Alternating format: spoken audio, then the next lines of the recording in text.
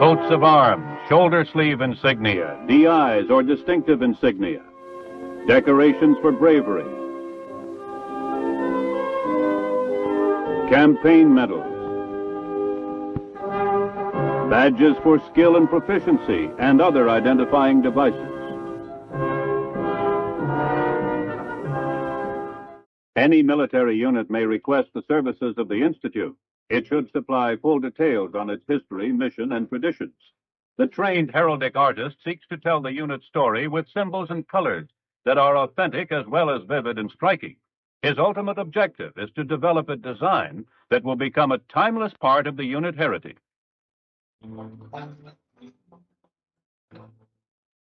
He will often go for authentication and inspiration to the small but unique library, with its remarkable collection of ancient and modern works on heraldry. Some date back hundreds of years and are rare, invaluable examples of their kind.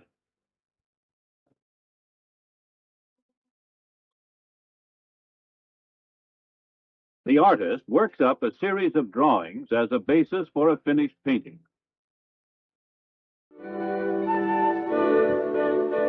This painting goes to the requesting unit for comment. If it concurs in the design, manufacturer's drawings are made up 6 times the actual size of the distinctive insignia. Also, a painting of the actual size insignia, along with a color guide, goes to the manufacturer. All enamels must adhere to these standardized shades.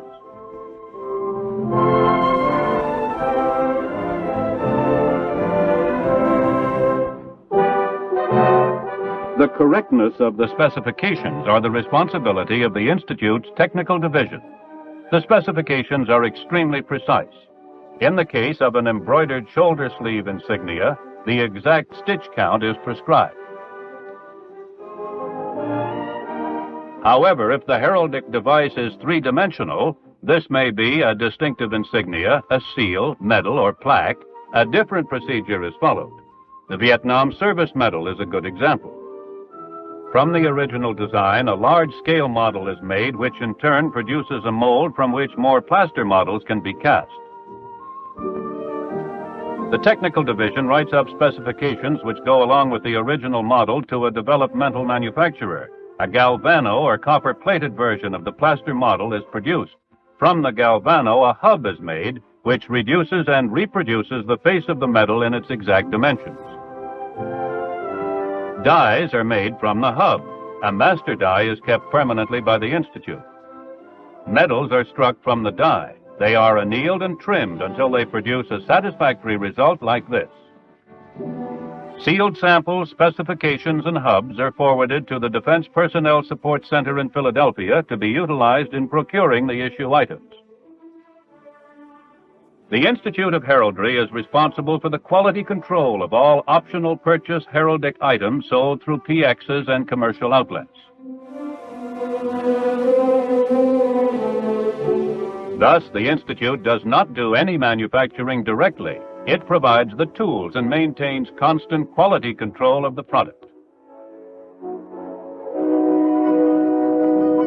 The only exceptions are in the case of the President and the Vice President, for whom the Institute makes seals for display. For example, as seen on the presidential jet planes like Air Force One and the President's helicopters. The Institute's skills and experience are widely used throughout the armed forces. It now does much of the Air Force's heraldic designing.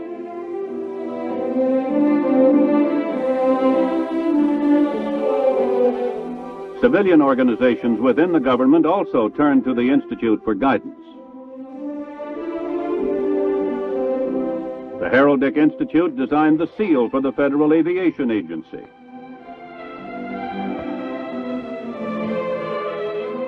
But it is with the fighting man and his organizations that the Institute of Heraldry, U.S. Army, is chiefly concerned.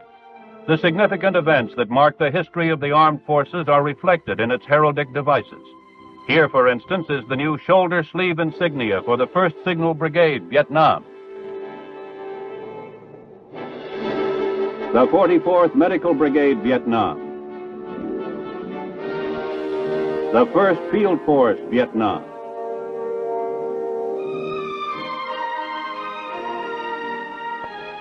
But no matter how complex the weapons and tactics of war become, the motives and ideals that inspire the fighting man, and which his heraldic devices proudly display to the world, have not changed from those of his knightly predecessors of nearly 1,000 years ago.